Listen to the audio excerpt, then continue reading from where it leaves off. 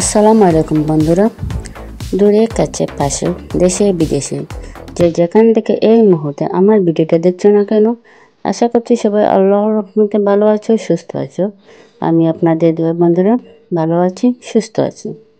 এখানে ব্রকলি নিয়েছি, দেখেন ব্রকলি রান্না করব মুরগির মাংস দিয়ে। ব্রকলিটা আমি কেটে কুটে নিয়েছি, মুরগির মাংসটাও দেখেছেন কেটে কুটে নিয়েছি বন্ধুরা। এখন ব্রকলিটা আমি ধুয়ে নেব, দিয়ে পানি যাতে রেখে দেব বন্ধুরা। মুরগির মাংসটা আমি ধুয়ে নিয়েছি, দিয়ে পানি জুড়ে হলুদ মরিচ লবণ এগুলো দিয়ে মেখে নিয়েছি। চুলার আমাদের ফ্রাই প্যানটা বসিয়ে দিয়েছি, ফ্রাই প্যানটা গরম হয়ে গেছে, তাই মুরগির মাংসগুলো বেজে নিচ্ছি বন্ধুরা। যদি কোনো নতুন বন্ধু এই মুহূর্তে আমার ভিডিওটা দেখে থাকো, তাহলে প্লিজ আমার চ্যানেলটা সাবস্ক্রাইব করে নেবেন, পাশে থাকা বেল আইকনটি বাজিয়ে দেবেন, যাতে আমার ভিডিও ছাড়ার সাথে সাথে নোটিফিকেশনটা চলে যায়। আর সবাই আমার ভিডিওটা ফুল ওয়াচ করবেন, আর প্লিজ সবাই একটি লাইক করে দেবেন বন্ধুরা। এখন ব্রকলির মাংসটা আমার ভাজা হয়ে গেছে। এখন এখানে অর্ধেকটা মাংস নিয়েছি, এটা আমি বোনা করব। এটাও দেখেন হলুদ মরিচ লবণ দিয়ে মেখে নিচ্ছি বন্ধুরা। মেখে নিয়ে মাংসটা এগুলো আমি বেছে নেব।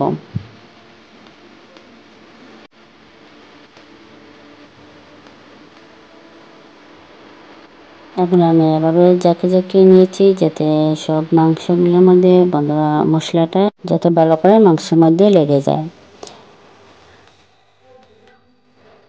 এখন দেখেন বন্ধুরা, চুলার মধ্যে পাতিল বসিয়ে দিয়েছি, ওইদিকে বোনা মাংসটা ভাজা হচ্ছে, আর এদিকে ব্রকলিটা রান্না করে নেব। ব্রকলিটা মাংস দিয়েও রান্না করে খেতে অনেক ভালো লাগে, মাছ দিয়েও রান্না করে খেতে ভালো লাগে, আমি খেয়েছি। এখানে পাতিল গরম হয়েছে, তেল দিয়ে দিছি। এখানে দালচিনি এলাচ লং গোলমরিচ এগুলো দিয়ে দিয়েছি, দিয়ে বাটা রসুন দিয়ে দিয়েছি। এখন একটু আদা বাটা দিয়ে দিচ্ছি বন্ধুরা, দিয়ে এগুলা বেজে নিচ্ছি। তারপরে এখানে বাটা পেঁয়াজ দিয়ে দিয়েছি, দিয়ে হলুদ গুঁড়া আধা চামচ, মরিচ গুঁড়া 1 চামচ, ধনের গুঁড়া আধা চামচ দিয়ে দিতেছি। দিয়ে মশলাটা ভালো করে কষিয়ে নেব। মশলাটা আমি এখন দেখেন নেড়ে চেড়ে দিচ্ছি বন্ধুরা। আমার মশলাটা কষানো হয়ে গেছে, তাই ব্রকলিগুলো দিয়ে দেবো।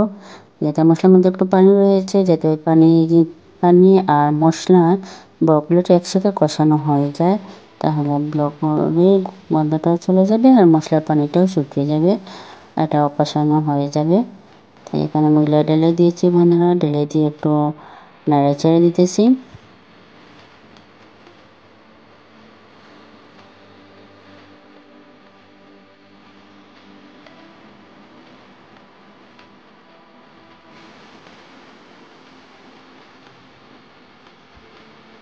দেখেন এটা আমার নেড়ে চেড়ে দেওয়া হয়ে গেছে বন্ধুরা। আর একটু রয়েছিল, সেগুলো আমি এখন ঢেলে দিচ্ছি, কারণ একসাথে ঢেলে দেয়নি, ওগুলা নাড়াচাড়া করা যাবে না। তাই একটু আমি বড় বড় রেখেছি, লম্বা লম্বা রেখেছি, কারণ এটা মুরগির মাংস দিয়ে রান্না করতেছি তো। তাই এখন আমি দিয়ে দিচ্ছি বন্ধুরা স্বাদ মতো লবণ। লবণ দিয়ে আমি ঢাকনা দিয়ে রেখে দেব। কিছুক্ষণ পর ঢাকনাটা সরিয়ে নিয়েছি বন্ধুরা, দেখেন এটা অনেকটা কষানো হয়ে গেছে। এখন আমি মুরগির মাংসগুলো ঢেলে দেবো বন্ধুরা, যাতে মুরগির মাংসটাও ব্রকলির সাথে সিদ্ধ হয়ে যায়। তাই মুরগির মাংসগুলো ঢেলে দিয়ে বন্ধুরা আমি একটু নেড়ে চেড়ে দিচ্ছি, যাতে মশলাটা মাংসের ভিতরে ঢুকে মাংসটা ব্রকলিটা দুটোটা যাতে বন্ধুরা একসাথে কষানো হয়।